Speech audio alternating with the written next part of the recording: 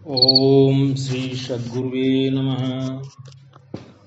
ईश्वरः गुरुः आत्मेति मूर्तिभेदौ विभागिनेः व्योमवद्व्याप्तदेहाय श्रीदक्षिणामूर्तये नमः। ओम शांति शांति शांति। प्रणाम भगवान। आनंद रस रत्नाकर में भगवान आज का सत्संग का विषय है भजन ही पुण्यवान पुरुष की पहचान है। तो इसमें भगवान गीता में 7वें अध्याय के 16वें मंत्र का स्वामी जी इसमें उल्लेख कर रहे हैं। चतुर्विधा भजन्ते माम जनाः सुकृतिनो अर्जुन आर्तो जिज्ञासुः अर्थार्थी ज्ञानी च भरतर्षभः। हे भरत श्रेष्ठ अर्जुन, मुझे आर्त, जिज्ञासु, अर्थार्थी और ज्ञानी, ये 4 प्रकार के जो सुकृति लोग हैं ये लोग भजते हैं। न माम दुष्कृतिनो मूढ़ा प्रपद्यन्ते, जो दुष्कृत्य हैं, जो दुष्प्रवृत्ति वाले हैं, वे भगवान की शरण ग्रहण नहीं करते। वे या तो कमजोर हुए तो संसार में किसी की शरण ग्रहण कर लेते हैं, और बहुत प्रबल हुए तो अपनी बुद्धि की शरण, अपने अहं की शरण ग्रहण कर लेते हैं। और जो सुकृति वाले होते हैं वे भगवान की शरण ग्रहण करते हैं, भगवान का भजन करते हैं। जिन्होंने पूर्व जन्म में और इस जन्म में सुकृत कर्म किया है, माने अच्छे काम किए हैं, धर्म किया है, पुण्य किया है, उनको कहते हैं सुकृति।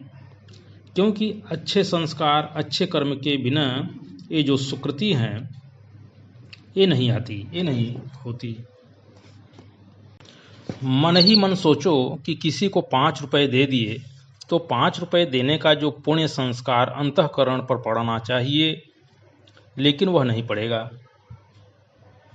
स्वामी जी कह रहे हैं कि मन ही मन सोचो कि यदि किसी को 5 रुपए दे दिए तो 5 रुपए देने का जो पुण्य संस्कार अंतःकरण पर पड़ना चाहिए ना, लेकिन वह नहीं पड़ेगा। और 5 रुपया दो और फिर ख्याल आवे कि एक गरीब की मैंने भलाई की, तो 5 रुपए देने का संस्कार चित्त में बैठ जाएगा और वह अंतःकरण को शुद्ध करेगा। कृत से जो संस्कार होता है वह साधारण होता है और वह सिद्ध चित्त शुद्ध नहीं करता। स्वामी जी कह रहे हैं कि कृत से या कर्म से जो संस्कार होता है वह साधारण होता है और वह चित्त को शुद्ध नहीं करता। सुकृत से जो संस्कार होता है वह असाधारण होता है और चित्त को शुद्ध करने वाला होता है। किसी के साथ गाय हाँक देना कि ले जाओ, हमने इनाम में तुमको गाय दिया, वह दूसरी चीज है। और गोदान के पर्व पर हाथ में पूंछ पकड़कर संकल्प लेकर के ब्राह्मण को गोदान करना, यह दूसरी चीज है। इससे धर्म की उत्पत्ति होती है। बिना संस्कार के, बिना अपूर्व की उत्पत्ति हुए उस कर्म से आगे जो सुख होने वाला है और जो जीवन भर में धर्म रस की उत्पत्ति होने वाली है, वह रस की उत्पत्ति नहीं होती है। द्रव्य, क्रिया, देश, काल, पात्र, श्रद्धा। स्वामी जी कह रहे हैं कि द्रव्य, क्रिया, देश, काल, पात्र, श्रद्धा, इन 6 से संपन्न होकर जब मनुष्य धर्मानुष्ठान करता है तब उससे हृदय शुद्ध होता है और वह सुकृति होता है।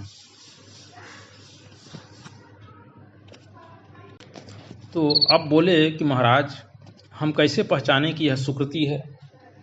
तो स्वामी जी कहते हैं कि सुकृति पुरुष की पहचान यह है कि माम भजन्ते, जो पूर्व जन्म का और इस जन्म का पुण्यात्मा होता है, धर्मात्मा होता है, वह भगवान का भजन जरूर करता है।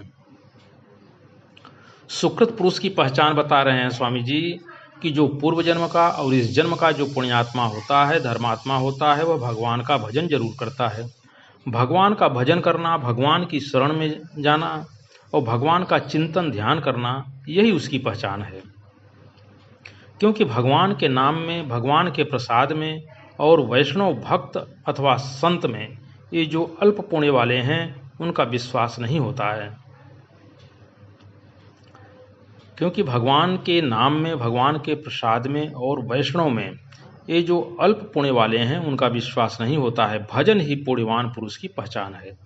अर्थात नित्य निरंतर भगवान का भजन ही करना चाहिए और ऐसे जो लोग होते हैं वे ही सुकृति वाले कहलाते हैं।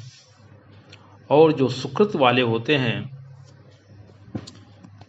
वही लोग भगवान को प्राप्त कर पाते हैं, परमात्मा तत्व को प्राप्त करते हैं। तो भगवान, यह सत्संग समाप्त हुआ। प्रणाम भगवान।